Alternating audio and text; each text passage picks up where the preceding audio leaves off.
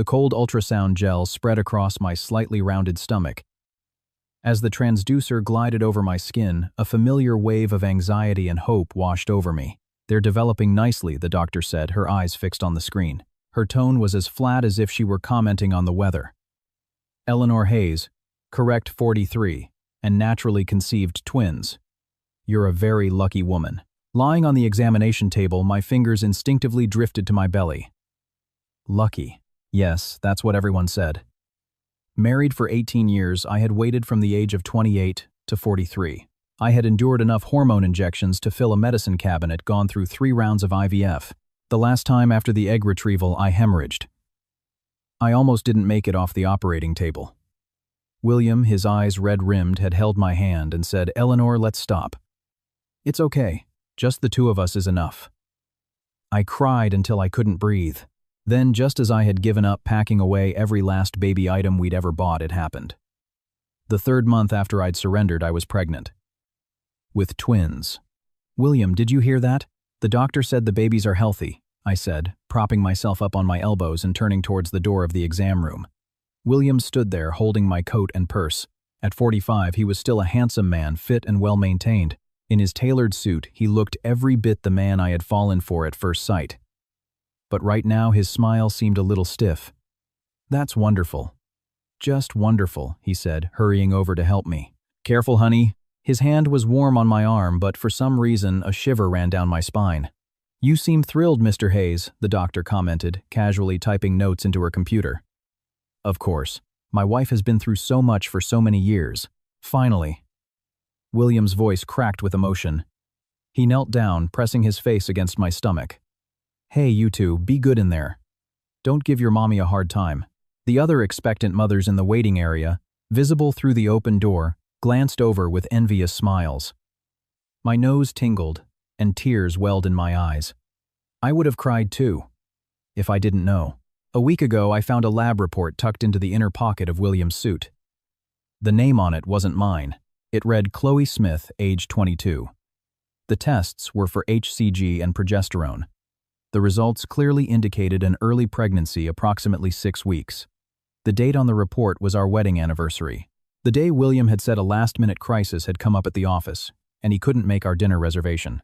I had sat alone in the revolving restaurant at the top of the Hancock Tower until they closed, watching the city lights and telling myself that a man's career was important. He came home at 3 a.m. that night with the faint, sharp scent of antiseptic clinging to him. He said he'd had to take a client to the ER to visit a sick relative. I didn't ask which hospital. I didn't ask what kind of patient needed a visitor at 3 a.m. Eleanor, spacing out William's voice, pulled me back to the present. He had already helped me put on my shoes and was holding my purse in one hand, supporting me with the other. A textbook model husband. The doctor had stepped out, leaving us alone in the room. "I need to use the restroom," I said softly. "I'll walk you." "It's okay, it's just down the hall." I pushed his hand away and walked out of the room, my steps a little unsteady. The hallway smelled of disinfectant, a scent mixed with a low hum of anxiety. Pregnant women with bellies of all sizes waited, some looking nervous, others radiant. I steadied myself against the wall as I walked, a faint flutter in my abdomen, making my eyes burn. "Babies, are you really mine?" The restroom was around the corner at the end of the hall. As I approached the corner, I heard a familiar voice drifting from the half-open door of a doctor's office. It was William. "Dr. Evans, we have a deal then. $150,000. I'll wire it to your account this afternoon." "Mr. Hayes, the risk is enormous. Make it $250,000. William's voice was low, but I knew that tone so well. Every word was a needle in my ear. I need one result. No matter when, no matter what test is used, it must prove that these 2 children are the biological children of my wife and me. The secret of the surrogacy has to die with you. But Mrs. Hayes, she will never know." William paused, his voice turning colder. "She's 43. Her body can't really handle a twin pregnancy. If I hadn't made preparations, she never would have gotten pregnant in the first place. Dr. Evans, you're saving a life here, not destroying one." I clamped my hand over my mouth, my nails digging into my palm. Surrogacy. $250,000. So that was it. The good fortune, the miracle, it was all an elaborate, expensive lie. The late nights, the smell of antiseptic, that two-year-old girl's pregnancy report, and William's almost suffocating attentiveness these past few months. It wasn't love. It was guilt. And Miss Smith, Dr. Evans' voice was hesitant. She's taken the money and is out of the country.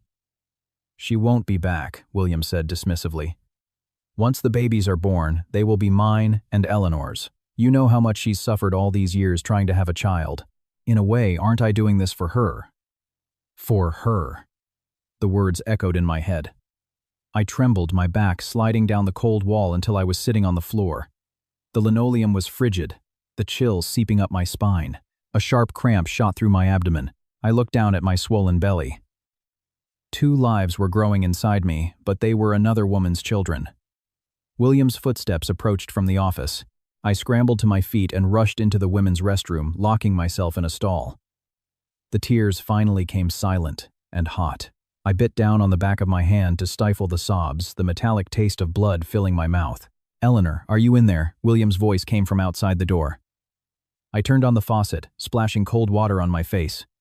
The woman in the mirror was a stranger, her eyes red, her face ashen. At 43, the fine lines around my eyes seemed etched deeper, a testament to a life spent in pursuit of a dream that was now a nightmare. To have a child, I had resigned from my position as CFO of a public company, endured years of alternative treatments, and subjected my body to 3 rounds of IVF. My health was compromised, my figure gone. And for what? A lie. "Eleanor, are you okay?" William knocked on the stall door, his concern a sickeningly false note. "I'm fine," I heard my own voice eerily calm. "Just some morning sickness. Then let's get you home. I'll make you some of that organic bone broth you like." "Okay." I unlocked the stall and met William's worried gaze. He reached for my arm and I instinctively flinched away. His hand froze in midair. "What's wrong?" he asked. "Nothing. Just tired." I slipped back into the mask of the perfect wife, even managing a small smile. "Let's go home, honey." "Okay. Home." He wrapped an arm around my shoulders. His touch, which once brought me comfort, now felt repulsive. As we walked through the parking garage, I spoke up. "Honey, I'm craving that pecan pie from Sweet Mandy B's." William paused. "That's all the way on the north side. It'll take over an hour in this traffic. How about I have someone pick it up for you tomorrow?" "But I want it now," I said, looking up at him, my voice soft and pleading. "I think the babies want it. You know pregnancy cravings." He gave a resigned, indulgent smile. "The one I used to love." All right. I'll go get it now. You go home and rest. I'll come with you.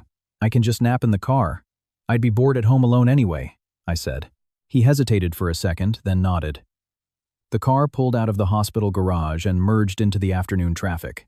I leaned back in the passenger seat and closed my eyes, listening to the GPS voice instruct him to turn right.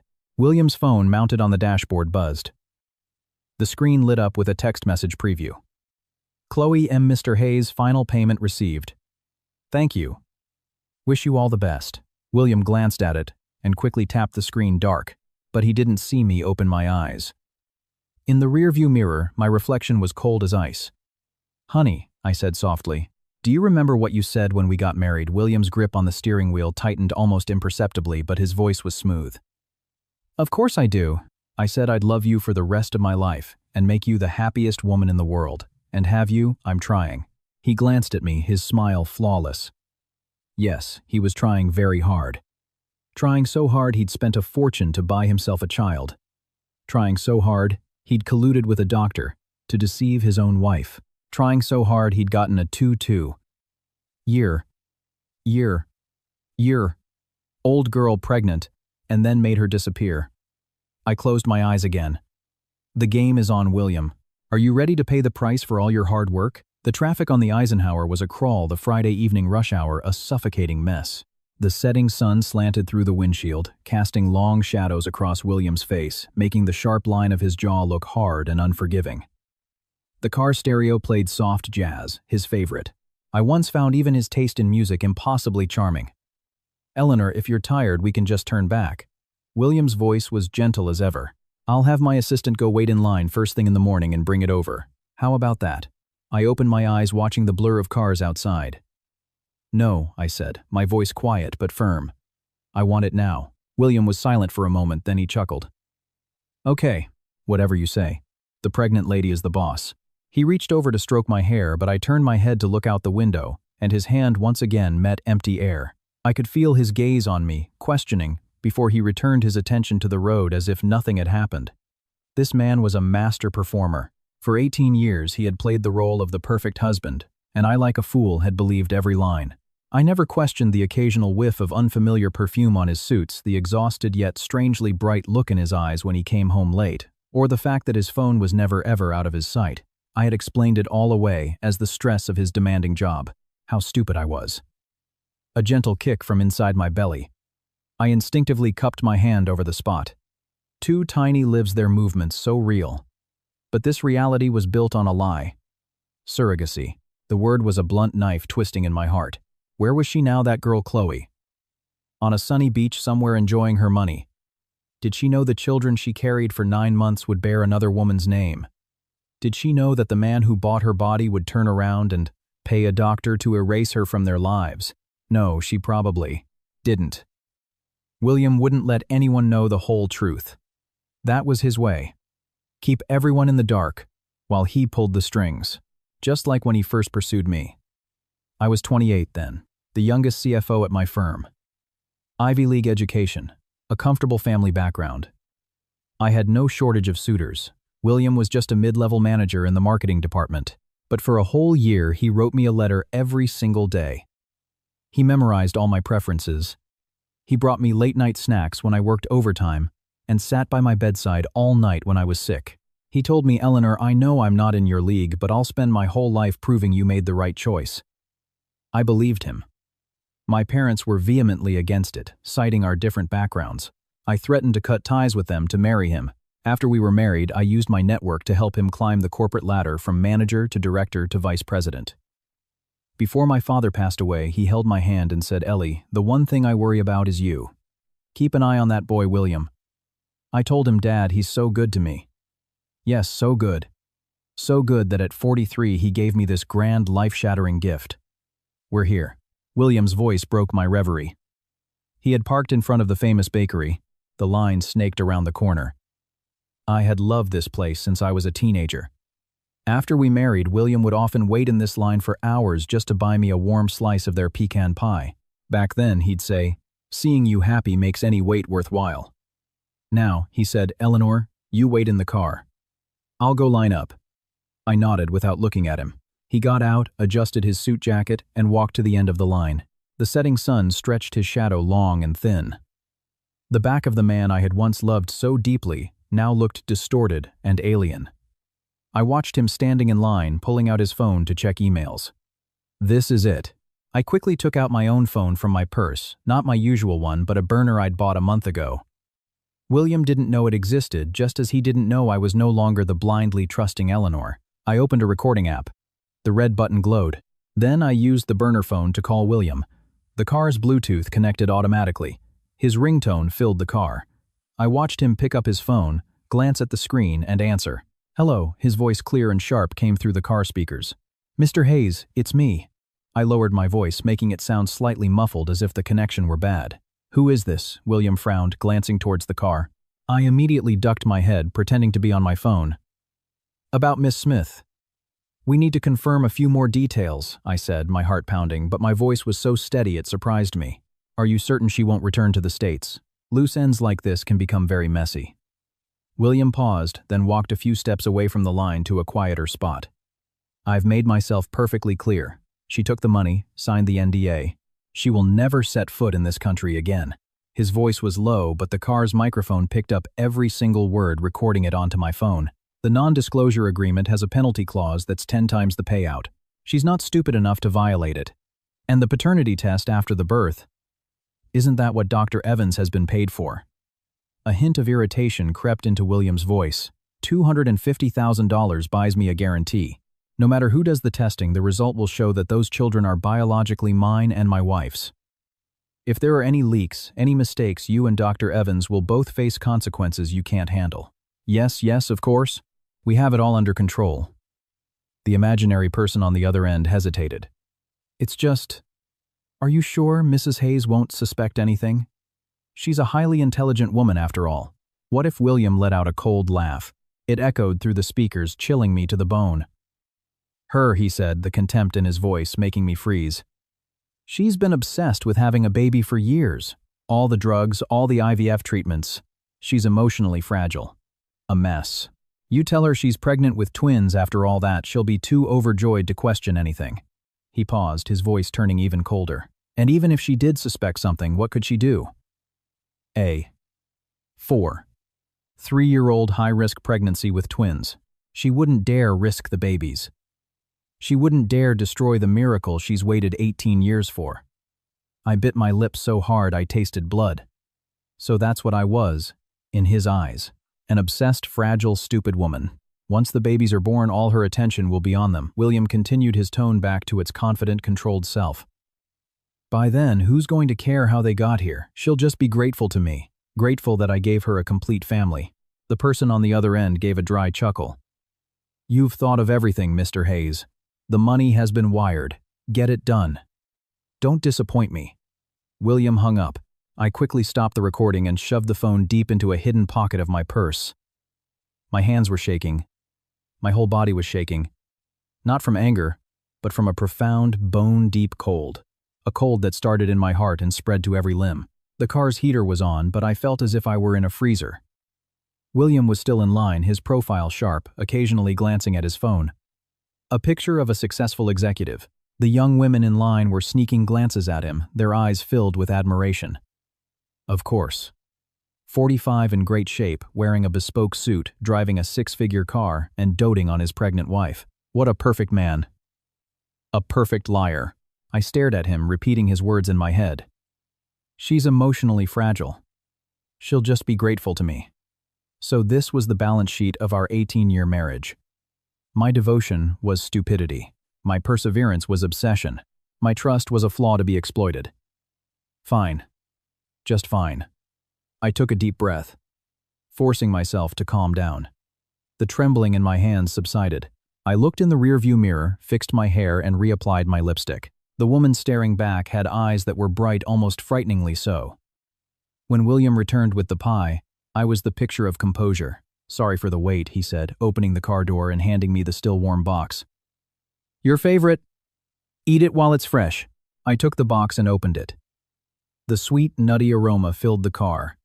My favorite scent, now nauseating. Thank you, honey, I said, taking a bite. It was cloyingly, sickeningly sweet. Is it good, he asked, watching me with that gentle expression. Delicious, I smiled, swallowing the mouthful of what felt like ground glass. You're the best husband. You and your sweet tooth, he said, shaking his head fondly as he started the car.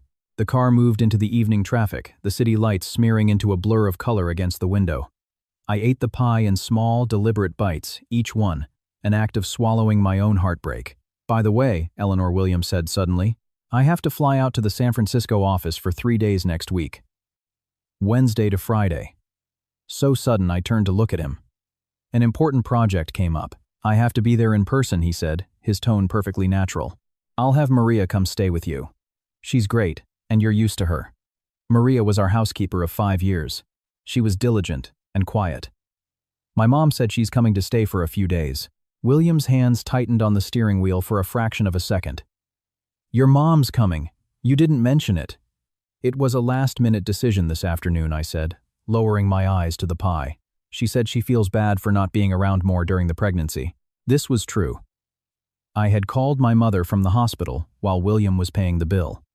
I didn't say much, just that I missed her. She started crying and said she'd pack her bags immediately. Oh, well, that's great, William recovered quickly. With your mom here, I'll be even more at ease. I'll tell Maria to take the week off. In the parking garage, William parked the car, walked around, and opened my door, offering his hand. This time, I didn't pull away. His hand was warm and steady on my arm. Watch your step, he said. William, I said, stopping in the dim light of the garage. I looked up at him. Do you still love me? He seemed taken aback by the question. He paused, then smiled. What a silly question. Of course I do. Who else would I love, and would you ever lie to me? The motion-activated light in the garage flickered and went out, plunging us into darkness. I couldn't see his expression, only hear the sound of his breathing, which for a moment lost its rhythm. Then the light came back on. The smile on his face was impeccable, his eyes brimming with a soft, watery affection. "Why would I ever lie to you?" he said, his thumb gently stroking the back of my hand. "You're the most precious thing in my life." Precious. Yes. A precious, fragile, obsessed fool who was easy to manipulate. I smiled, stood on my toes, and kissed his cheek. "I love you too, honey." Back home, William went to his study to work. I went to our bedroom and locked the door. I took out the burner phone. The recording was there safe. I put in my earbuds and listened to it again. Every word was crystal clear, including his last line, "She'll just be grateful to me." I saved the file, then uploaded it to a secure encrypted cloud storage service. Then, from a hidden compartment at the bottom of my vanity, I took out an old flash drive and copied the recording onto it. William didn't know about this compartment. The vanity was my grandmother's an antique from the 1940s with a clever hidden latch she had shown me as a child. "A girl's secret hiding place," she used to say. In 18 years of marriage, I had never hidden a single secret in it. I thought a marriage didn't need secrets. How naive I was. I put the flash drive back, deleted the file from the phone, and wiped the burner clean. After I was done, I went into the bathroom and turned on the shower. The warm water washed over my face, mingling with my tears. The woman in the mirror had swollen eyes, but her gaze was cold. "You're right, William. I wouldn't dare risk the babies. But you're wrong about something else. I'm not the love-struck girl you married 18 years ago. I'm Eleanor Hayes, the woman who made CFO at 28. The woman who could make seasoned executives crumble at the negotiating table. You wanted to play a game, fine. Let's play. Let's see who is grateful to whom in the end." A knock on the bathroom door. "Eleanor, you okay? You've been in there a while." William's voice laced with the perfect amount of concern. I turned off the water, dried my face, and practiced my smile in the mirror. Then I opened the door. "I'm fine. Just some nausea," I said, my voice soft. He reached out and felt my forehead. "Should I call the doctor? No, I just need some sleep." I stepped into his arms, inhaling the familiar scent of his cologne. The scent that once calmed me, now felt suffocating. "I'll go to bed with you then," he said, guiding me towards the bed. "William," I said, stopping him. "Your trip next week, it's Wednesday to Friday, right? That's right." "I'll be back Friday night," he said, tucking me into bed. "My next checkup is on Thursday," I said, looking up at him. "Can you be there?" His body stiffened slightly. "Thursday? I have a really important meeting that day. I don't think I can make it back." He kissed my forehead. "I'll have Mom go with you, okay?" "Okay," I said, closing my eyes. "Business is important. You focus on work." "Good girl." The light went out. In the darkness, I opened my eyes and stared at the ceiling. William's breathing soon became deep and even as if he were asleep. But I knew he wasn't. Just like I wasn't. We lay in the same bed, less than a foot apart, but a chasm deeper than the ocean separated us. What was he thinking about how to perfect his elaborate lie? Or was he thinking about that girl, Chloe? I was thinking about my checkup next Thursday. I was going to pay a visit to the good doctor, Evans, the one who had accepted $250,000.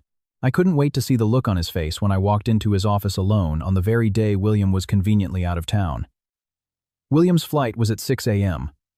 On Wednesday, I was already awake when he tiptoed out of bed. I lay with my eyes closed, listening to him move around the room. The soft slide of the closet door, the rustle of a freshly ironed shirt, the quiet click of his belt buckle. He never packed the night before a trip, always preferring a last-minute scramble in the morning. He called it efficiency. Now, I knew he just didn't want me to have time to look through his things. "Did I wake you?" He leaned over and kissed my forehead. I opened my eyes. His silhouette was blurry in the pre-dawn light. "What time is it?" "Still early." "Go back to sleep." He caressed my cheek. "I'll be back in 3 days. Call me if you need anything." I rolled over, burying my face in the pillow. I heard his footsteps fade, then the sound of his rolling suitcase. The front door clicked shut. I counted to 30, then shot out of bed, running barefoot to the window. Down below, the town car was waiting. William put his suitcase in the trunk, then glanced up at our bedroom window. I quickly stepped back behind the curtain, my heart pounding.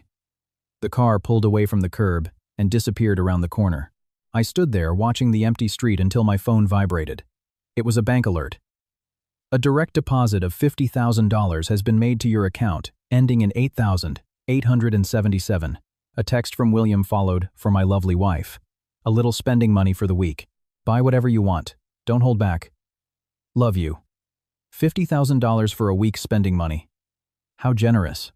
I stared at the number and laughed. 18 years ago, when we were first married, we lived in a tiny 300 square foot studio. My monthly salary was $8,000, his was $6,000. We saved every penny for a down payment, not even allowing ourselves a cup of coffee from Starbucks. Now my credit card had no limit, and he sent me 50 grand like it was pocket change. He'd said, "Eleanor, my money is your money. Spend whatever you want." I thought it was love. Now I realized it was just a guilt-ridden compensation. Or worse, hush money. My phone buzzed again. It was my mom. "Ellie, I'm on the train. I'll be there by noon. I'm bringing one of Mrs. Gable's farm-fresh chickens for soup." My eyes burned. I quickly typed back, "Drive safe, Mom. I'll pick you up at the station." I put the phone down and walked into William's study. His sanctuary. He said it contained sensitive business materials. Not even the housekeeper was allowed in. But I knew the password to the door lock his birthday plus mine. In 18 years, he had never changed it. So confident. The door clicked open. It was a large room with floor-to-ceiling bookshelves and a mahogany desk. The air held the faint scent of cigars, the kind he smoked on late nights. I walked to his desk and opened the bottom drawer. It was filled with neatly organized files. On top was a blue folder. I opened it. Surrogacy Service Agreement. Client William Hayes. Surrogate Chloe Smith. The date was 6 months ago.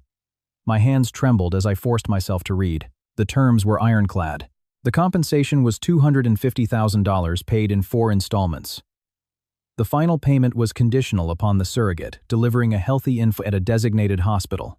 Attached were a copy of Chloe's ID, a pretty smiling girl of 22, and a full medical report showing she was in excellent health with no family history of genetic diseases. On the last page were the signatures. William's a familiar, bold scrawl. Next to it, Chloe's a neat, careful script. And a witness, Dr. Robert Evans. I took out my phone and photographed every single page. Then I turned on his computer. I knew that password too, our wedding anniversary. The desktop was clean. I checked his recent documents. In a folder named Project Budgets, I found an encrypted zip file. I tried 2 passwords. Both failed. On the 3rd try, I typed in Chloe's birthday. It opened. Inside were a dozen PDF files, all in English, but filled with legal jargon. As I scanned them, my heart sank further. These were contracts and legal documents for a surrogacy agency registered in Nevada. William hadn't just found Chloe here. He had also arranged for another surrogate in the U.S. through legal channels. The documents showed that this second surrogate was now 4 months pregnant, with an embryo created from an anonymous egg and sperm donor. A backup plan. He had a backup plan. In case Chloe didn't work out, he had another child on the way. So thorough. I forwarded all the files to my encrypted email address, cleared the browser history, and left the study, making sure everything was exactly as I had found it. As I walked out, the clock on the wall read 8:30 a.m. Sunlight streamed through the windows, filling the living room with a golden haze. I stood in the light, but all I felt was cold. At 11 a.m., I picked up my mom from the train station. She was laden with bags, and her eyes reddened the moment she saw me. "You've lost weight." "How can you be losing weight?" she said, touching my face, her fingers rough but warm. "You need to eat for 3. Mom, I've gained 10 pounds. I laughed, taking the bags from her. 10 pounds isn't enough for twins. You need to gain at least 30, she fussed, as we walked to the car. "Where's William? Why isn't he here? He's on a business trip. Left this morning." My mom stopped walking and looked at me carefully. "Your checkup on Thursday. Will he be back for it?" "No. An important meeting," I said, my voice even. "That's why I asked you to come. That boy." Mom sighed but said no more. On the way home, she chattered about things back in her small town, filling the car with a comforting sense of normalcy that helped soothe my frayed nerves. At a red light, she suddenly took my hand. "Ellie," she said, her voice soft. "Tell me the truth. Did you and William have a fight?" My heart clenched, but I smiled. "No, of course not. Why would you ask that? You're my daughter." "I know you," she said, turning to face me, her eyes filled with worry. "Your smile doesn't reach your eyes. When you used to talk about William, your whole face would light up. Now, It's like there's a shadow over you. My knuckles turned white on the steering wheel. Mom, I'm just tired from the pregnancy. Tired is one thing, but having something on your mind is another. She patted my hand. If you don't want to talk, I won't ask. But you remember, no matter what happens, Mom is here. Our family might not be as wealthy as the Hayes are now, but we don't let anyone bully our own. My nose stung. I blinked hard. It's really nothing, Mom. Don't worry. I'm not worried, she said, letting go of my hand. She went back to talking about the organic vegetables her neighbor had grown for me. I stared at the traffic ahead, and a tear finally escaped, rolling silently down my cheek. Thankfully, my mom was too busy describing the size of a zucchini to notice. On Thursday morning, Mom and I arrived at the hospital. The OB/GYN clinic was packed. Eleanor Hayes, a nurse, called out. I stood up. Family waits outside, the nurse said, stopping my mom from following me in. I'm her mother. Only the patient is allowed in for the exam. It's policy. My mom looked at me with worry. I squeezed her hand. It's okay. I'll be quick. I walked into the exam room. Dr. Evans was sitting at his computer. He looked up, and when he saw I was alone, he was visibly surprised. Mr. Hayes isn't with you today. He's on a business trip, I said, sitting down and handing him my chart. Thank you for seeing me, doctor. Oh, of course. He took the chart, his eyes darting around nervously. The examination proceeded in a tense silence. He was professional, his voice calm, but I couldn't look at him and he couldn't look at me. On the table, please. Let's do the ultrasound. The gel was just as cold. The transducer moved across my belly. On the screen, the outlines of two tiny humans were clear. One was kicking, the other seemed to be sucking a thumb. Life, vibrant and real, danced on the monitor. They're developing very well, Dr. Evans said, his voice a bit strained. Your amniotic fluid is a little high, which is common with twins. Nothing to worry about for now. What are the risks of high fluid? I asked. It can increase the risk of preterm labor or complications like gestational hypertension. But your blood pressure is normal. We'll just monitor it. I nodded. After the exam, as I was getting dressed, he sat typing at his computer. The silence in the room was deafening. Dr. Evans, I began. His hands froze over the keyboard. How long have you been a doctor? He turned his eyes uneasy behind his glasses. You must have seen a lot of pregnancies in 25 years, I said, looking straight at him. Have you ever encountered any that were particularly difficult? Like me, for example. A 3-year-old woman naturally pregnant with twins. A bead of sweat appeared on his forehead. It's rare. You're very fortunate, Mrs. Hayes. Fortunate, I echoed with a small laugh. I think so too, but sometimes in the middle of the night I wonder if this good fortune isn't a little too sudden, almost unreal. His face was now glistening with sweat. Not at all. There are medical precedents. Really, I stood up and walked over to his desk, leaning in close. Well, Dr. Evans, in your 25 years of practice, have you ever had a case where a husband paid a doctor $250,000 to help him cover up the secret of a surrogacy clatter? The mouse fell from his hand and hit the floor. His face went white, his lips trembling. The eyes behind his glasses were wide with terror, as if he'd seen a ghost. How did you? I stood up straight, took out my phone and pressed play on the recording. William's voice filled the small room. Dr. Evans, we have a deal then. $150,000. I'll wire it to your account this afternoon. Make it $250,000. I need one result. It must prove that these two children are the biological children of my wife and me. I stopped the recording halfway through. Dr. Evans had collapsed back into his chair, his face the color of ash. $250,000, I said, putting my phone away. My voice was very quiet. Doctor, Evans, is your medical career worth that much? Or is your conscience Mrs. Hayes? He stammered, trying to stand, but his legs wouldn't support him. Please let me explain. Explain what I pulled out the chair opposite him and sat down, my hands folded on his desk, just as I used to do in board meetings.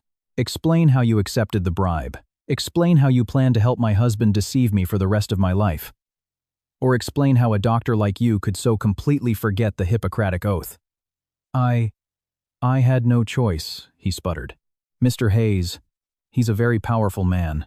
I couldn't afford to cross him. So you crossed me. Instead, I stared at him. A 3-year-old woman who has been fighting for years to become a mother. You crossed these two unborn children who you and my husband are treating like commodities in a business deal. No, no, that's not it. He shook his head, frantically sweat dripping down his face. Mr. Hayes said, he said you weren't well enough for the pregnancy. He said he was doing it for you. For me, I laughed, a harsh grating sound in the quiet room. For me, he finds another woman to carry his children. For me, he bribes a doctor to falsify medical records. For me, he sentences me to a lifetime of living in a meticulously crafted lie. I stood up, looming over him. Doctor Evans, do you have children? He flinched, then nodded. A daughter. She's in high school. Then imagine this, I said, enunciating each word. Imagine if one day someone told your daughter that she wasn't really yours, that your husband had paid someone to have her.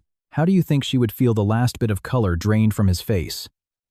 I'm going to give you two options, I said, sitting back down, my voice as calm as if I were discussing the weather. One, you go to the hospital's ethics committee, confess everything, return the money, and cooperate with the investigation. You'll probably lose your job, but you might avoid prison. I paused. Two, I report you. I have all the evidence. Bank transfers this recording, and a copy of the agreement you signed with William. You'll lose more than your job. You'll lose your medical license. And probably your freedom. Your daughter is a junior in high school, right? How do you think her life will be with a convicted felon for a father? No. Please no, he whispered, slumping in his chair, completely deflated. I'll choose the first option. I'll confess. Good. I took a piece of paper and a pen from my purse and pushed them in front of him. Write a full confession. Everything. Then sign it and add your thumbprint. I handed him an ink pad. I want to see a copy of your submission to the ethics committee by 3 p.m. tomorrow. If you're a day late or a word short, I go to the police. His hand shaking, he picked up the pen. He was a man in his 50s with graying hair and an immaculate white coat, the chief of obstetrics nameplate, pinned neatly on his chest. The irony was staggering. 10 minutes later, he pushed the confession towards me. The handwriting was messy, but all the key details were there. I had him press his thumb in the red ink and stamp it by his signature. I folded the paper and put it away. As I reached the door, I turned back. Dr. Evans, does your daughter know what you've done? He shook his head, speechless. Then I suggest you keep it that way. Being a good father is harder than being a good doctor. You've already failed at one. Don't fail at the other. I opened the door and walked out into the bright hallway. My mom rushed to my side. What took so long? Are you okay? I'm fine, I said, taking her arm and smiling. Just had a long chat with the doctor. Come on, Mom, I'm starving. What do you want to eat? I'll make anything. Your spaghetti with that tomato sauce you make. The one with extra meatballs. Of course. We'll make it as soon as we get home. We walked through the crowded hallway past the anxious and hopeful faces, through the smell of antiseptic and the quiet hum of new life. Sunlight streamed in from a window at the end of the hall, warm on my face. I looked down at my belly. Babies, Mommy did a terrible thing today, but don't be scared. I will protect you. In my own way. On Friday afternoon, my phone buzzed with a picture message from an unknown number. It was a photo of Dr. Evans standing outside the hospital's administrative offices, looking defeated and 10 years older. He was holding a large manila envelope. The text below read, Mrs. Hayes, the materials have been submitted. I'm resigning tomorrow. Please, I beg you have mercy. I deleted the message and blocked the number. There was no need to reply. He was a grown man. He made his choice the moment he took that money. My mom was in the living room, carefully portioning out the various foodstuffs she'd brought from home. Mom, I said suddenly from the couch. Yes, sweetie. If I got a divorce, would you be okay with that? Her hands stilled. She slowly straightened up and looked at me for a long time. Then she came and sat beside me, her rough hand covering mine. Ellie did. William hurt you. I didn't answer, just stared out the window. I don't understand all the complicated things in your life, my mom said softly, her grip firm. But I know one thing. You live this life for peace of mind. If you don't have peace of mind, all the money in the world won't help you sleep at night. You're not going to try to talk me out of it. I'm 43, pregnant with twins. 43, so what? My mom cut in, a fire in her eyes I'd rarely seen. My daughter is an Ivy League graduate, a former CFO. She's beautiful, she's brilliant. She can live without anyone. Her voice softened. Besides, you're not alone. You have me. And soon, you'll have 2 babies. The 4 of us will be just fine. I leaned my head on her shoulder, inhaling the faint, clean scent of her soap. It was the same scent that had comforted me every time I'd been hurt as a child. Thanks, Mom. Silly girl. Don't thank your mother. She stroked my hair. Do what you need to do. I support you. But promise me one thing. She held my face in her hands, her expression serious. Don't let yourself be a victim, but don't do anything reckless. You have those babies to think of. Be careful. I will. That evening at 7 p.m., William came home. A day earlier than expected. I was sipping my mom's chicken soup when I heard the key in the lock. "Honey, I'm home," he called out, wheeling his suitcase in. He looked tired from travel, but his smile was bright. He dropped his bag and came over, kneeling in front of me and placing a hand on my belly. Did my babies miss their daddy? One of them kicked as if in response. See, they missed me, he said, looking up at me, his eyes shot with red but sparkling. Have you been eating well? Mom's here, I said. Just then, she came out of the kitchen with a platter of food, freezing when she saw William. I thought you weren't getting in until tonight. The project wrapped up early, so I caught the first flight back, William said, standing up and taking the platter from her. Mom, thank you so much for taking care of Eleanor. It's what I'm here for, she replied, her expression guarded. Wash up. Dinner's ready. I made your favorite pork chops. At the dinner table, William did all the talking, chattering about his trip, the project, the gift he'd brought me. He was playing the part of the devoted husband even more so than usual. Constantly putting food on my plate and my mom's. How was the checkup on Thursday, he asked, casually placing a piece of broccoli in my bowl. The question I had been waiting for. I put down my fork. It was fine. The babies are growing well. The doctor said the amniotic fluid is a little high, but it's nothing to worry about. High fluid. William frowned. Is that serious? What did Dr. Evans say? He said it's common in twin pregnancies and not a big deal, I said, looking directly at him. But Dr. Evans didn't look so good himself. He seemed really stressed out. Probably overworked. William's hand, which was reaching for the salt, paused for a second. Is that so? Doctors are always busy. Right, I said, picking up my fork again. Oh, and he said I need a detailed anatomy scan next week and that the father absolutely has to be there. Are you free next Wednesday? Next Wednesday? William hesitated. I should be. I'll clear my schedule. Okay. A tense silence fell over the table. Then, my mom spoke. William, did you happen to run into Vanessa while you were in San Francisco? Vanessa was a junior executive at his company's West Coast office. We had met her once, at a company dinner. I did briefly. She's swamped with a new account, so we just grabbed a quick lunch, William said, his expression natural. My mom nodded and said no more. But I saw the knuckles of William's hand, the one holding his fork, were white. He was nervous. Why? Later that night, after my mom had gone to bed, I came out of the shower to find William leaning against the headboard, scrolling through his phone. Not sleeping yet, I asked, getting into bed. In a minute. He put his phone down and turned to me. Honey, did you miss me while I was away? I did, I said, closing my eyes. He moved closer, his arm sliding around my waist, his warm breath on my neck. That familiar cologne now mixed with a faint trace of tobacco. He had been smoking.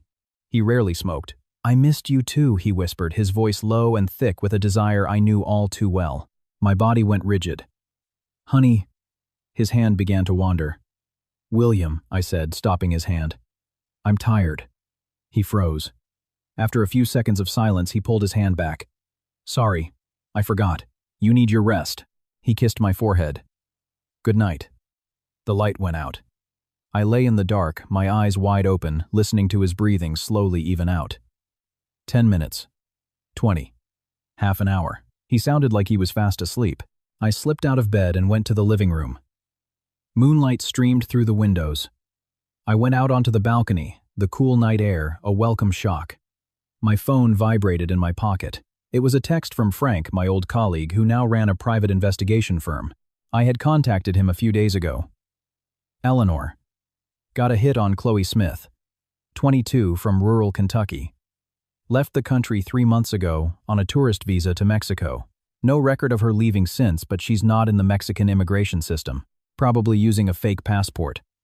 Currently, her whereabouts are unknown. I replied, keep digging. Money is no object. Will do.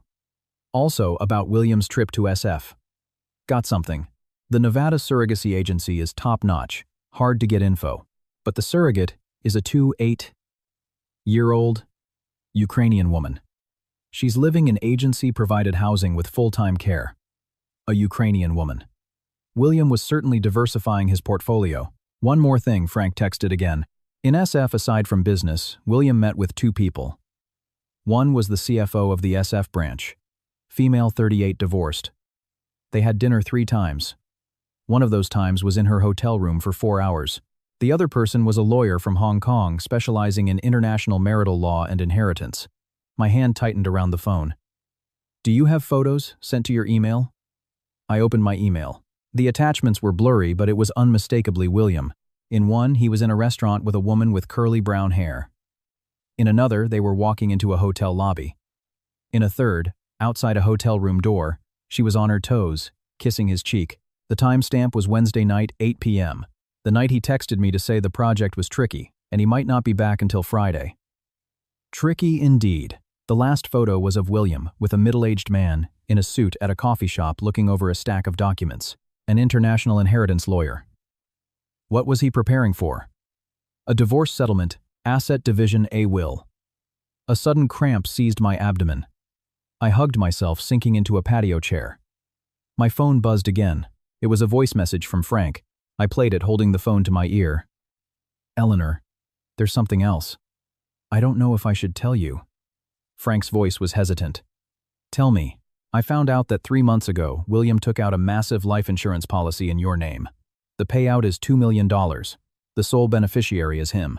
He also made inquiries about the specific payout clauses related to the accidental death of a pregnant woman. I felt the blood drain from my face. I got a photo of the policy. It's in your email. Eleanor, be careful. Please be very careful. The message ended. I sat on the balcony, frozen. It wasn't the night air that was cold. It was a chill seeping out from my very bones. Surrogacy, adultery, a $2 million life insurance policy. What kind of web had he been spinning? And what was I in that web? The prey or the pawn to be sacrificed? No. I touched my belly where 2 lives were quietly growing. I am not the prey. I am the hunter. The next morning, the doorbell rang. William was in his study on a video call. My mom was in the kitchen. I went to the door. A young woman stood on the porch, no older than 25. She was wearing a cream-colored dress and a light blue cardigan, holding a fruit basket. Her smile was gentle. Hi, I'm looking for William Hayes. I'm Vanessa from the San Francisco office. I recognized her instantly from Frank's photos. The woman from the hotel. Please come in, I said, stepping aside. She walked in, her eyes scanning the room, before landing on my pregnant belly.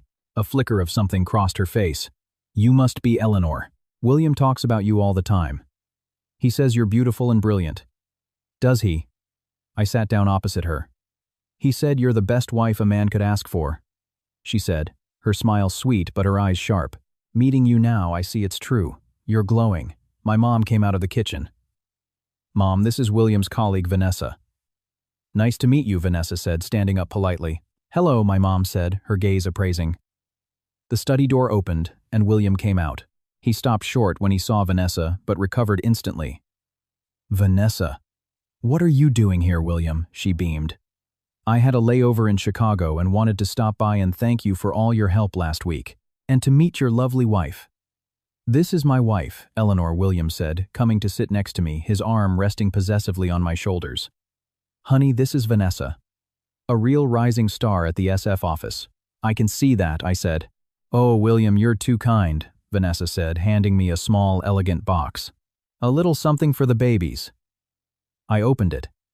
Inside were 2 sterling silver rattles from Tiffany & Co.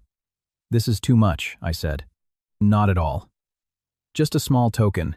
William helped me so much I don't know how I would have managed. Her words were polite, her posture demure, but I saw the flicker of challenge in her eyes. Well, thank you, William said, taking the box for me. You're too thoughtful. Vanessa stood up. I should get going. I have another meeting. At the door, she turned back, her gaze lingering on William. William, I'll be looking forward to your input on that Q3 report. Of course, we'll be in touch. The door closed. She seems nice, my mom said, eyeing the Tiffany box. But that's a very expensive gift for a colleague. Just professional courtesy, William said, handing the box to me. Here, honey. It's the thought that counts. I didn't take it. What's wrong? He asked. William, I said, looking him directly in the eye. Is she really just your colleague? The air in the room thickened. My mom froze a tray of tea in her hands. Eleanor, what are you talking about? William's face was a mask of confused innocence. Vanessa is just a subordinate. I've been mentoring her. Are you misunderstanding something? I took out my phone, opened my email, and showed him Frank's photos. Wednesday night, 8 p.m. The Fairmont in San Francisco. 4 hours. Tell me, William, what kind of mentoring takes 4 hours in a hotel room with a female subordinate? The color drained from William's face. The photo was damning. Vanessa on her toes, her lips almost touching his cheek. My mom's tea tray crashed to the floor. Eleanor. William finally found his voice dry and raspy. Let me explain. Explain what I said, getting up to get a broom and dustpan, my movements slow and deliberate. Explain the 4 hours. Or explain why she flew all the way here to give us a thank you gift. I put heavy emphasis on the words thank you. William's face went from white to red, then to a sickly green. He stared at me, a flicker of something dangerous in his eyes. Where did you get those photos? Did you have me followed? Does it matter? I returned to the sofa. What matters is, are they real? He was silent. Silence was an admission. Suddenly my mom moved. She strode up to William and slapped him hard across the face. The sound cracked through the silent room. Mom, I started to get up. You stay out of it, my mom's voice trembled. William Hayes, I gave you my daughter 18 years ago because I thought you were a good man. She gave up her career for you, she fought her family for you, and now she's risking her life at 43 to give you children. And this is how you repay her. It's not what you think, William started. Don't you call me Mom. My mother's tears started to fall. I don't have a son-in-law like you. Who is that woman? How long has it been going on? We're not together.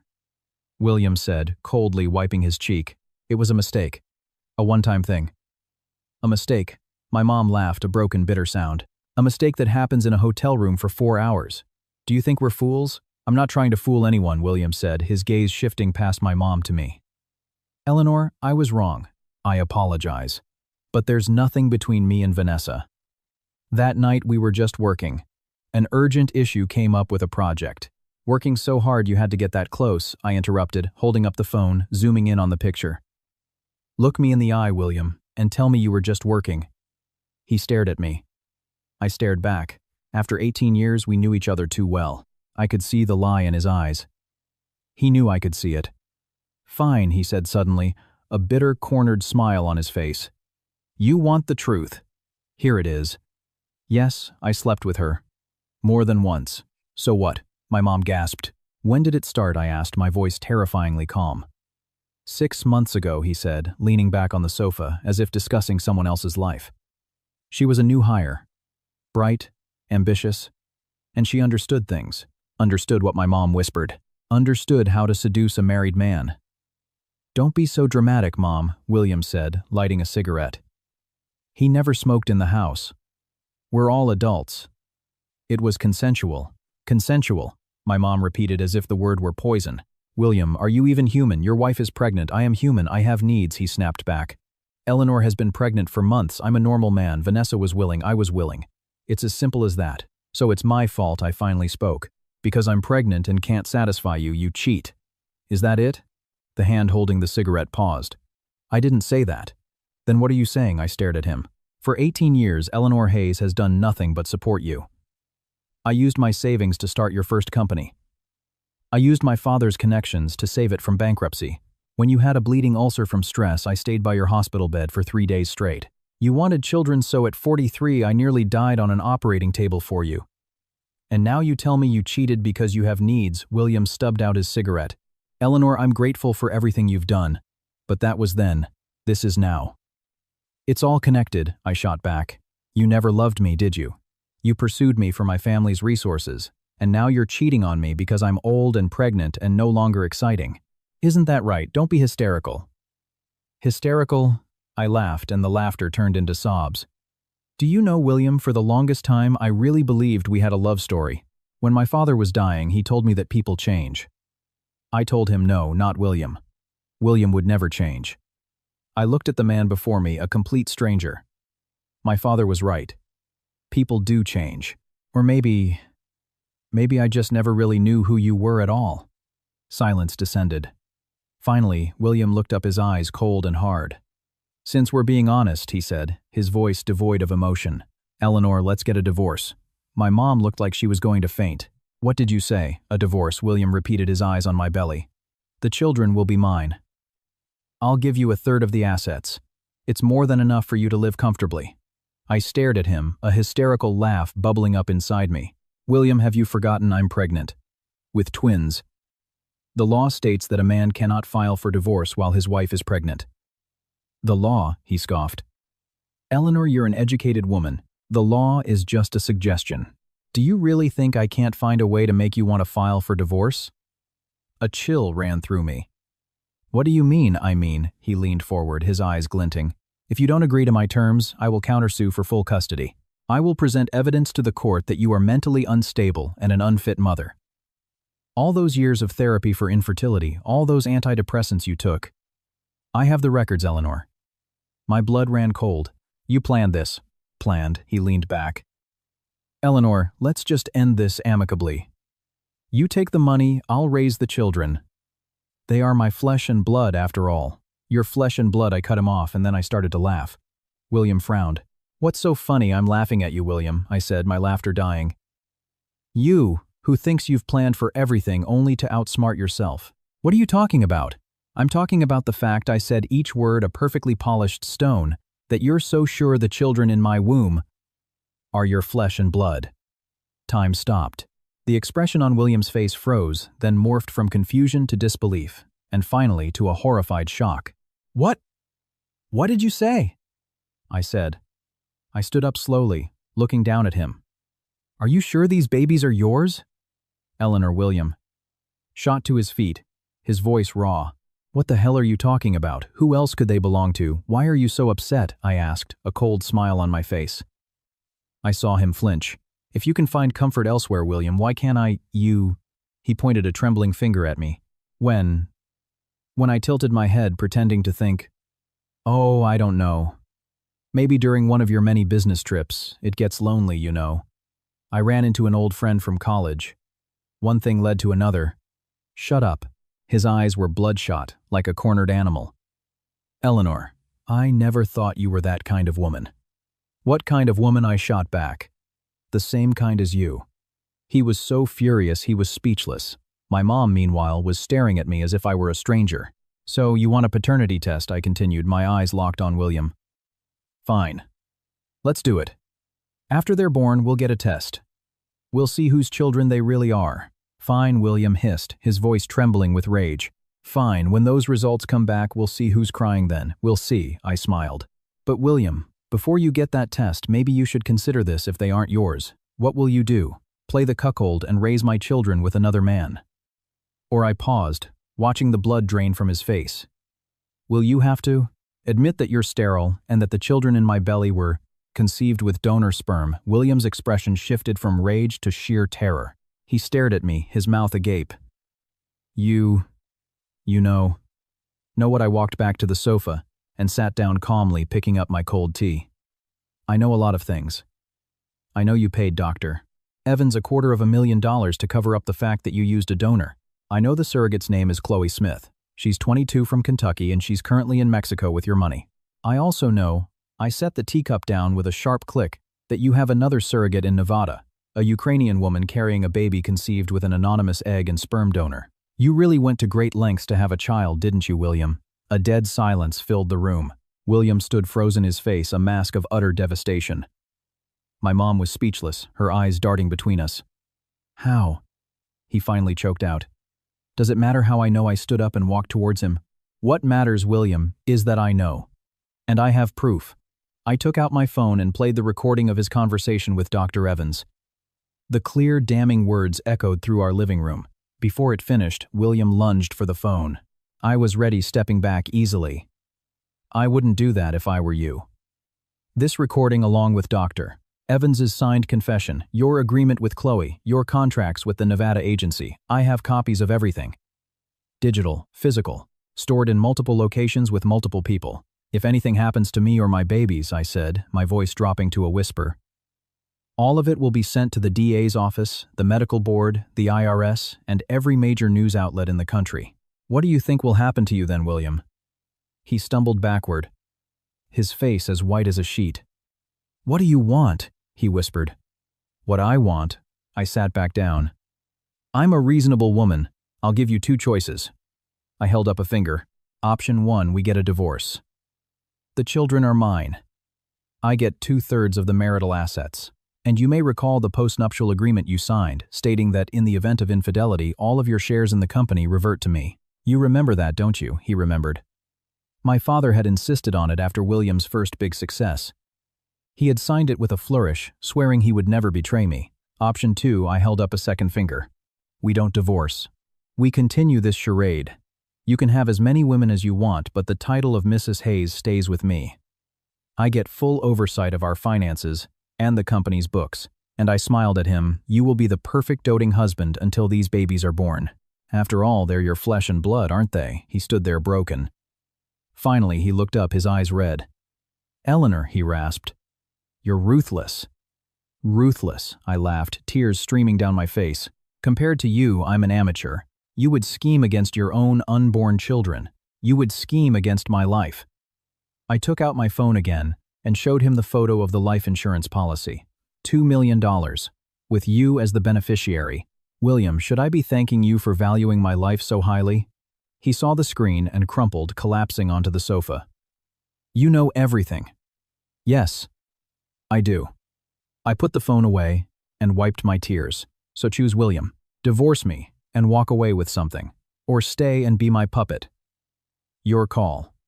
The clock on the mantelpiece ticked each second an eternity. He covered his face with his hands. After a long moment, he lowered them. His eyes were defeated. Option 1, he said, his voice a dry rasp. Divorce. The kids are yours. You take the assets. You take the shares. A wise choice, I nodded. My lawyer will draft the papers, and I stood and walked over to him looking down. Until these babies are born, you had better behave. If I find out you're planning anything at all, I whispered. I promise you, William, I will make you regret the day you were born. I turned and helped my stunned mother to her feet. Come on, Mom. Let's go upstairs. She followed me, her eyes wide with a mixture of shock, pain, and a strange newfound respect. As we walked up the stairs, I heard a choked sob from the living room. Behind us, William Hayes, the master of the universe, was finally completely broken. Upstairs in my room, my mom hugged me and burst into tears. My poor girl, how could he? How could he do this to you? It's okay, Mom. I'm okay, I soothed, patting her back. How can you be okay? Why didn't you tell me? If something had happened to you. But it didn't, I said, holding her face and wiping her tears. And from now on, the only one who needs to cry is him. My mom looked at me, her tears slowing. Ellie, what you said downstairs about the babies not being his, was that true or false? Does it matter? I smiled. What matters is that he believes it. Mom, from this day on, you must remember the children in my belly are William Hayes's biological children. Nothing and no one can change that fact. Not even him. My mom nodded, still looking dazed. But the surrogacy, the insurance. Don't worry about it, I said, taking her hand. I have it under control. All you need to do is take care of me and wait for your grandchildren to be born. She looked at me for a long time, then gave a firm nod. Okay. I trust you. My Ellie. You've grown up. Yes, I had. It had cost me 18 years of my life, but I had finally grown up. On Monday morning, I met with my lawyer. Rebecca Chen was 45, with a sharp bob and gold-rimmed glasses. She was my friend from law school, now a top divorce and corporate attorney in the city. Her reputation was fearsome and her fees were astronomical. Eleanor. It's been too long, she said, shaking my hand, her eyes softening for a moment as they rested on my stomach. How far along? Almost 7 months. Twins. Boy and a girl. Congratulations. Her professional mask slipped back on as she opened a file. I've reviewed the summary you sent. Do you have the evidence? I pushed a flash drive across the desk. Rebecca plugged it into her laptop, her fingers flying across the keyboard. She reviewed the recordings, photos, and scanned documents, her expression growing more grim with each file. When she finished, she took off her glasses and rubbed her eyes. Your husband, Mr. Hayes, is meticulous, but he's also incredibly sloppy. The Nevada surrogacy is quasi-legal, but since it used anonymous donors, you have no legal claim to that child. In fact, if this came out the wrong way, you could be implicated in a human trafficking scheme. My heart seized. But Rebecca put her glasses back on her gaze. Sharp, his arrangement with this Chloe Smith is a disaster for him. Private surrogacy agreements like that are largely unenforceable in this state. Plus, bribing a doctor to falsify medical records is felony fraud. And that life insurance policy, that's attempted insurance fraud at best. At worst, it's evidence of premeditation in a conspiracy to commit murder. She leaned forward. Eleanor, you have a choice. Criminal or civil. What's the difference? Criminal, we go to the police right now. Fraud, conspiracy. He's looking at a minimum of 10 years in prison, but it will be a media circus. You and the children will be dragged through the mud. And if the truth about your own children's conception comes out, you could lose custody. And civil, we use this evidence as leverage. He agrees to a divorce on your terms. He walks away with nothing. The children are yours, the assets are yours, the company is yours. He'll agree to save his own skin. The price, she said, her voice low, is that his crimes remain a secret. Can you live with that? Could I live with it? Of course not. After 18 years of lies, of being manipulated, of him literally plotting my potential death, I wanted to see him ruined, but I touched my belly. 2 small flutters, a reminder of my new reality. Rebecca, I'm a mother now, I said, meeting her eyes. My only job is to protect my children. I don't care if William goes to jail. What I care about is that my children grow up safe, healthy, and away from any of this scandal. Rebecca watched me for a moment, then smiled. You've changed, Eleanor. I had to. She pulled out a document. This is a draft of the divorce settlement. Full custody to you with child support. You get 2/3 of the marital assets, the house in Lincoln Park, the 3 condos, the cars, and all his company shares per the postnup. And given the extreme nature of his misconduct, we're demanding $10 million in punitive damages. I took a breath. Will he sign it? He has to, Rebecca said coolly. The alternative is a decade in prison and his company's IPO going up in flames. He's a smart man. He'll do the math. I looked at the document. It was all there in black and white. His entire empire built on my family's support, and my sacrifices would become mine. I have one condition, I said. I want a clause in the agreement stating that William voluntarily relinquishes all parental rights to these 2 children. No visitation, no contact. From now on, he is nothing to them. Rebecca raised an eyebrow. Are you sure? That lets him completely off the hook, responsibility-wise. I'm sure, I said. I don't want my children to have any connection to a man who was willing to let their mother die. I can support them myself. I just want him gone from our lives. Forever. Rebecca nodded slowly. Okay, I'll add it. A few minutes later, a new agreement was in front of me. I signed my name, Eleanor Hayes, the pen pressing hard into the paper. The moment I put it down, a wave of relief washed over me. The 18-year burden was finally lifted. Thank you, Rebecca. That's what I'm here for. She stood up and gave me a hug. Take care of yourself, Eleanor. And those babies. I will. As I left her office, the sun was bright. I stood on the street watching the bustling city, and suddenly felt lost. I couldn't go home, not yet. My phone rang. It was Mom. Ellie, where are you? Just left the lawyer's office. Good. Listen. William's back. He's locked himself in the study. Hasn't come out all morning. Don't do anything, Mom. Don't talk to him, I said. I'm on my way. In the cab, I texted Frank, find Chloe Smith. Fast. Money is no object, he replied almost immediately. On it. Have a possible lead. She might be in a private clinic in Cancun using a fake name. I put the phone away, a knot tightening in my stomach. William was predictable. He would be in his study, stewing, plotting, trying to find a way out. But he was out of his league. Rebecca didn't leave loopholes. But Chloe, that girl, was a loose end. A victim, yes, but also a potential threat. If William tried to use her or the child she was carrying against me, no. I had to find her first. When I got home, William was still in his study. The door was locked. I knocked. No answer. I knocked again. "Go away!" he yelled from inside. "William, open the door," I said calmly. The door opened. He looked like he had aged 10 years overnight. His eyes were bloodshot, his suit rumpled. "Happy now," he snarled. I walked past him into the study. The desk was a mess of papers, the ashtray overflowing. Rebecca sent the agreement. "Have you read it?" "I've read it," he said, leaning against the doorframe, a bitter sneer on his face. "You're ruthless, Eleanor. 2/3 of everything, and all my shares. You're trying to ruin me." "Ruin you," I laughed. "I'm leaving you with a condo, a car, and millions in your personal accounts. You still have your position at the company. If that's ruin, then what were you planning for me, Death?" His face went pale. "That's not...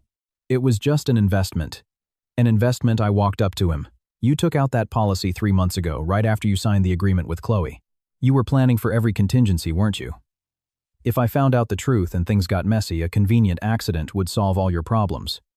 You'd get the insurance money and the children. A clean slate." He didn't speak, but the sweat on his brow was a confession. I walked back to the desk and picked up a copy of the divorce agreement. "Sign it. Sign it, and your secrets stay secret. You can still be the successful William Hayes, just a little less wealthy." "A little less wealthy," he exploded, snatching the papers and tearing them in half. "Do you have any idea what those shares are worth? Hundreds of millions, my entire life's work. And you think you can just take it? Dream on." The pieces of paper fluttered to the floor. I watched him, my expression unreadable. "Go ahead, tear it up."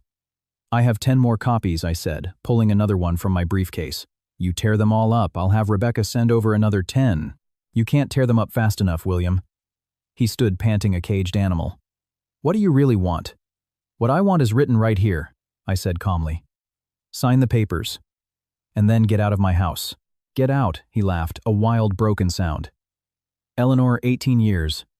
And you just say, get out. What about everything I've done for you? What you've done for me?" I looked him in the eye. "For 18 years, I paved the way for you. I used my family's connections to build you up from a junior manager to a titan of industry. Half of what you have because of me. I'm just taking back what's mine. As for what you've done for me..." I smiled, a cold, sharp thing. "You lied to me, cheated on me, hired a surrogate behind my back, and tried to have me killed." "Yes, William, you've done so much for me." He staggered back as if I had physically struck him, and collapsed into his chair. "Eleanor," he looked up, tears suddenly streaming down his face. "I was wrong. I know I was wrong. Please forgive me. Just this once. We can start over. I swear I'll never lie to you again. I'll..." "Your promises..." I cut him off, my voice soft. "What are they worth, William?" He fell silent, just staring at me, his face wet with tears. I once loved this man so much that his every emotion was my own. Now watching him cry, I felt nothing but a vast, empty cold. "Sign it," I said, holding out a pen. "Don't make me lose the last shred of respect I have for you." He took the pen, his hand shaking, and scrawled his name on the signature line. Then he threw the pen down his body, slumping in the chair. Satisfied, he asked, his voice hollow. "Almost." I took the agreement and pulled out another document. "Voluntary relinquishment of parental rights. Sign it and add your thumbprint. From this day forward, you have no connection to these children." He shot up, his eyes blazing. "Eleanor, you can't do this, can't I?" I laughed. "When you were plotting to have me die in an accident, did you think about what was fair? When you were sleeping with your subordinate, did you think about what was right? Sign it. Or, I go to the police right now." He stared at the document, the fight draining out of him. He signed. He pressed his thumb onto the ink pad. "Now you can go," I said, collecting the papers. "You have 3 days to move out. I'll have the housekeeper pack your things and send them to your office." He stood up and walked to the door, then turned back one last time. His eyes were a storm of hatred, regret, and something else I couldn't name. "You'll regret this, Eleanor." "The only thing I regret," I said, meeting his gaze, "is not listening to my father 18 years ago." He left. I stood in the study, surrounded by the debris of our life together, and finally let my legs give out. I sank into the chair, my hands on my belly. Babies, Mommy won. But I lost too. I lost 18 years. I lost my faith in love. 1 year later, the sun filtered through the leaves of a sprawling bougainvillea vine in the courtyard of a small villa in Cancun. In the yard, a little boy was taking wobbly steps across the grass.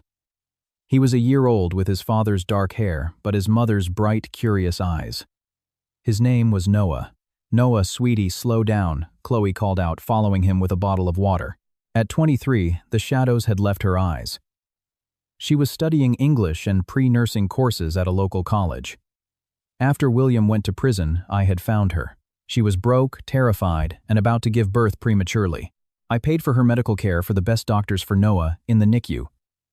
And when they were both healthy, I bought this little house for them. I told her it wasn't charity. It was a responsibility, to her and to the innocent child caught in the crossfire. "Eleanor," she said, sitting down next to me on the patio. "I got a letter from the prison.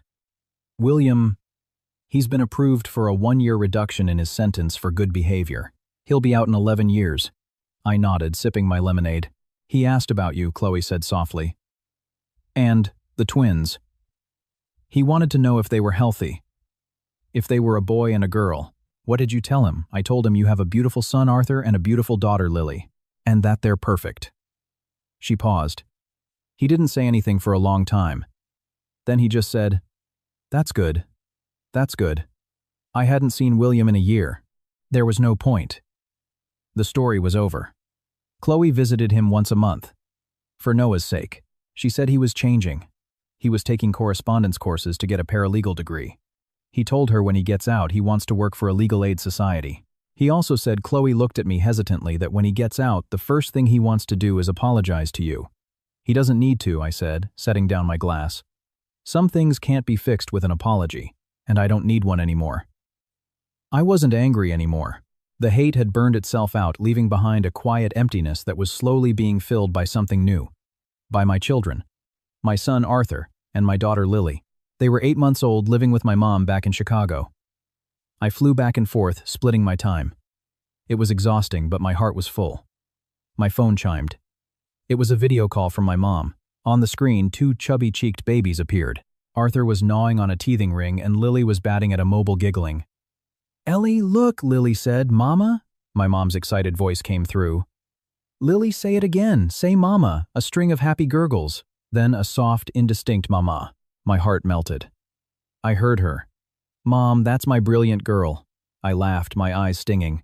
"When are you coming home? The babies miss you." "I miss you."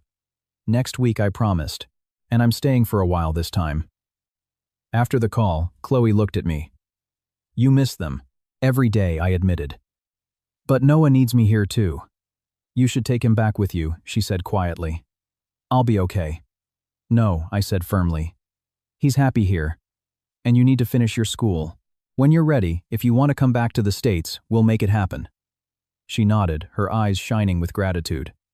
Across the lawn, Noah took a tumble and let out a surprised wail. Chloe rushed to him, scooping him up and brushing him off.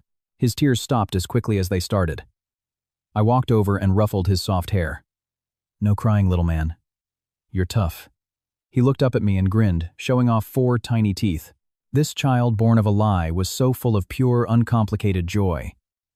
He deserved the world. He deserved a father who could be a better man. Maybe in 11 years he would get one. "Do you think—" Chloe started. "Will you wait for him?" I smiled and shook my head.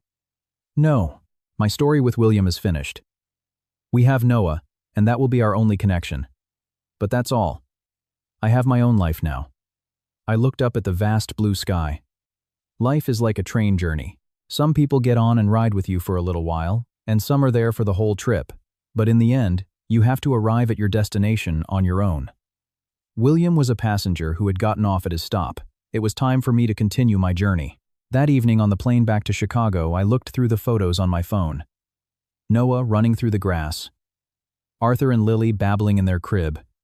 A photo of me on the courthouse, steps pregnant and defiant. And then much further back, a photo from my wedding day. I was so young, so happy, so sure of our forever. I didn't regret it. Not anymore. I couldn't, because every wrong turn, every heartbreak had led me here. To this moment. To this life. To my children. The flight attendant came by. "Dinner, ma'am?" "Yes, please." As the plane flew through the dark sky, I opened my laptop. An email from Rebecca was waiting.